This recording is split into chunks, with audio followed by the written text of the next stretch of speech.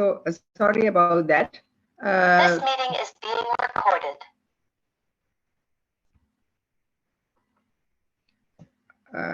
Welcome everybody, and I would like to start this Poya program speaking a few words on the significance of the Il Poya, which is the Poya that falls today.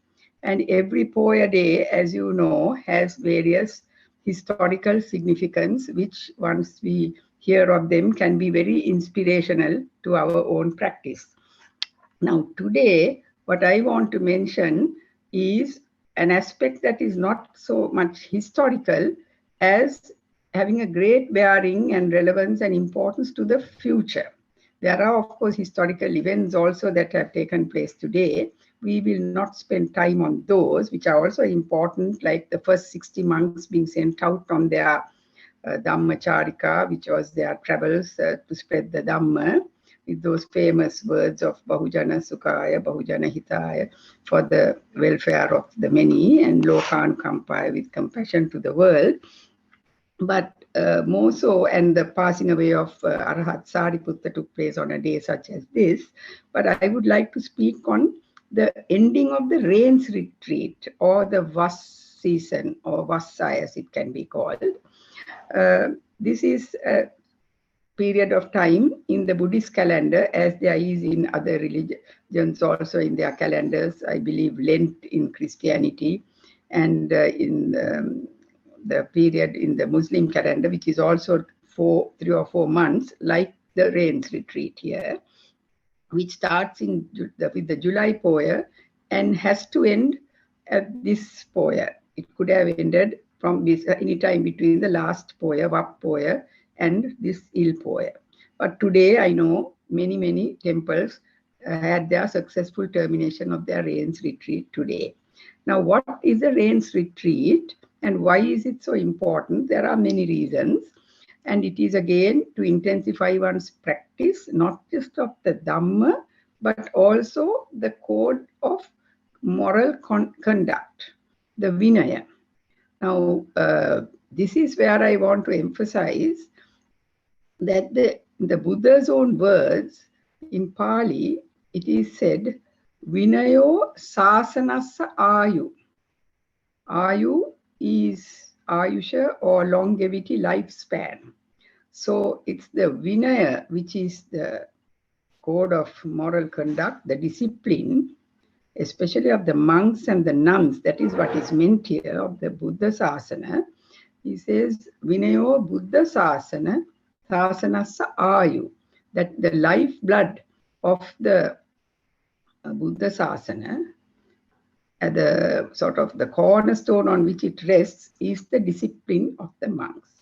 And the second line to that is Vinaye Titte Sasanam Tittam. Titte means exists. So if Vinaya exists, the Sasana, the order, will exist. So if you look at the other side of the coin, if the Vinaya does not exist, the Sasana will end. And this is in keeping with other teachings elsewhere. We find from where the Buddha says, the day it ends, it's not because of any external factors. We all know of various external factors which are one hears could be threatening the practice of the spread of Buddhism, or the freedom to practice the religion. But that is not what it is. It has been said that it's internally that the destruction comes. So this just shows the importance of the Vinaya. And when it come back to today's Poya, today is the final day when the termination of the Vas can take place, with that very important and imposing ceremony known as Pavarana. Now, this though it's more relevant to those who are ordained, I think we as servants of the Buddha, we like to have a good understanding of the Dhamma and the Vinaya. And this is of relevance for the lay people also to know, because this Vas season is to enhance the connectivity, the connections between the lay people and the ordained monks, bhikkhus and nuns. So that is what takes place. And at the end of it, if there has been any transgression of the Vinaya, of the code of conduct, there is at this Pavarana, which is the ceremony which takes place in a sort of isolation. The monks have some what is called a Simage, consecrated sort of area, small building in fact, where they would go to, and there is then the self confession individually where they transgressed would be mentioned, and then that is sort of absolved. Likewise, it is also said that even the youngest monk has, that's the day they can point a finger and say if they have seen, heard or apprehended anything about anyone else, they can say it, but this is all not in a punitive way, but in a rehabilitative way. And at the end of it, with some minor reproof, it is all corrected, and it is called parisuddhi. So these are the two important words I wanted to bring up.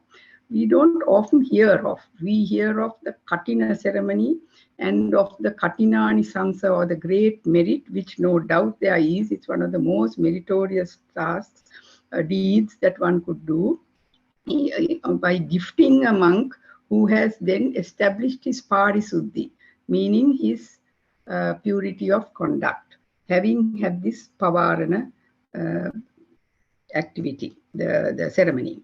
So that ceremony would have by now taken place, because it's now 1 o'clock in the afternoon here, just past, and these usually takes place in the morning or before noon. So as far as Sri Lanka is concerned, I think we can be rest assured that our monks are now all parisuddhi, or at least certainly we hope and we believe and we trust, because especially at a time when when there can be certain issues regarding the conduct of just a few monks even, or one or isolated incidents, this is an opportunity for that to be corrected. Of course, the monks are said to be having to declare this parisuddhi even before they recite. There is an obligatory recitation that takes place bi-monthly by them on their patimokkha. So that is what I just wanted to emphasize as one of a very important significance, because the glory and the longevity of the Sasana depends on this.